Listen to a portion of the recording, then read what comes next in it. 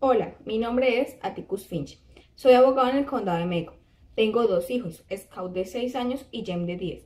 Mi esposa falleció hace 2 años de un ataque cardíaco. Scout no la extraña mucho ya que no la recuerda, pero Jem sí la recuerda y la extraña frecuentemente. En este libro mi hija Scout cuenta acerca de sus aventuras en las vacaciones, sus días en la escuela, sucesos de mi trabajo, entre otras cosas. Mis hijos estaban especialmente obsesionados con uno de nuestros vecinos, al cual llamaban Boo. Era el señor Arthur Radley. Hacía muchos años que no salía de su casa, por lo cual ellos nunca lo habían visto, sumado a las muchas historias misteriosas que rondaban alrededor de la mansión donde él vivía y del mismo Arthur.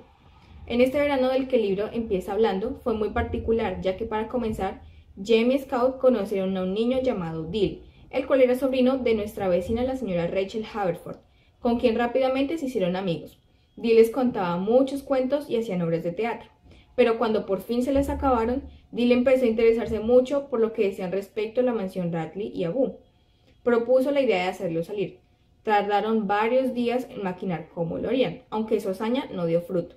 Después de eso, Dill se fue y el verano terminó. Entraron de nuevo a clases y Scout conoció a su nueva maestra, la Miss Caroline, quien la corrigió porque yo le enseñé a leer y le prohibió volver a hacerlo conmigo, ya que yo no sabía cómo enseñarle.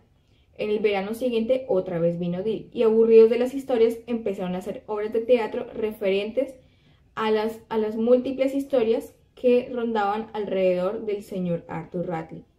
Apenas me di cuenta de esto, les dije que dejaran de jugar a eso y les dije que lo dejaran en paz.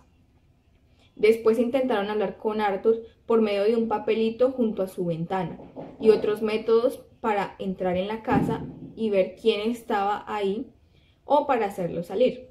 Les dije otra vez que lo dejaran en paz. Después de esto, tuve que tomar el caso de un hombre llamado Tom Robinson, el cual era un hombre negro. Calpurnia, nuestra empleada, conocía bien a la familia.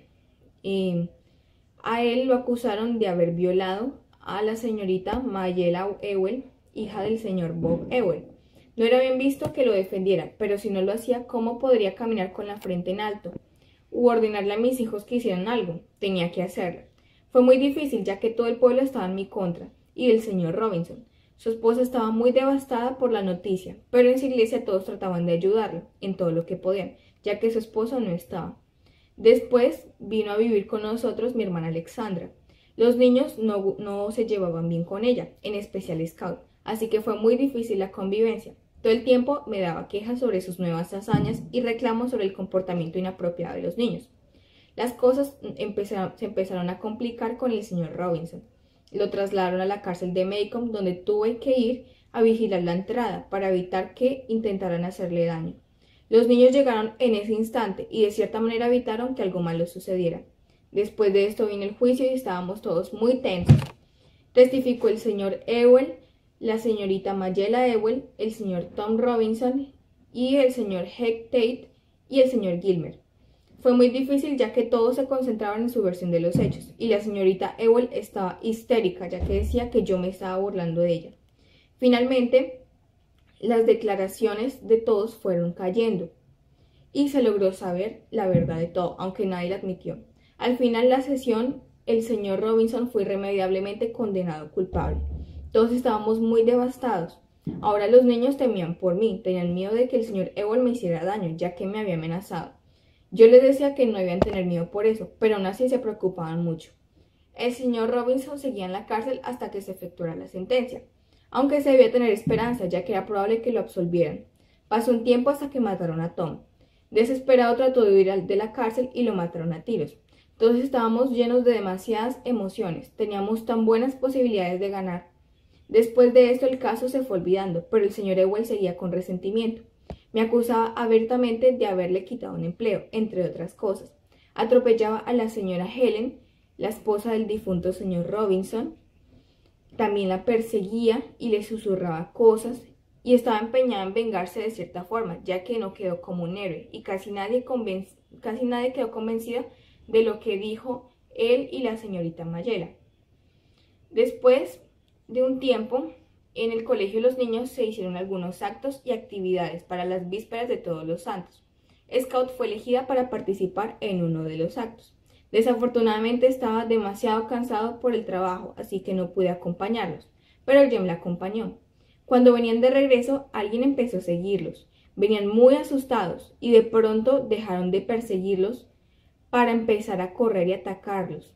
Le rompió un brazo a Jem y empezó a asfixiar a Scout, hasta que llegó alguien más y los socorrió. Trajo a Jem a casa, donde llamamos al doctor Reynolds. Afortunadamente a Scout no le pasó nada. El sheriff, el señor Tate, llegó y empezamos a hablar todo respecto a lo ocurrido. En ese momento fue que todos notamos la presencia de quien había ayudado a los niños, el señor Arthur Radley. Scout estaba en otro mundo, no se lo podía creer. Estuvo toda la reunión al pendiente del señor Radley, conversando con él e incluso la acompañó a su casa. Después de eso, nunca más lo volvió a ver, pero para ella eso fue más que suficiente.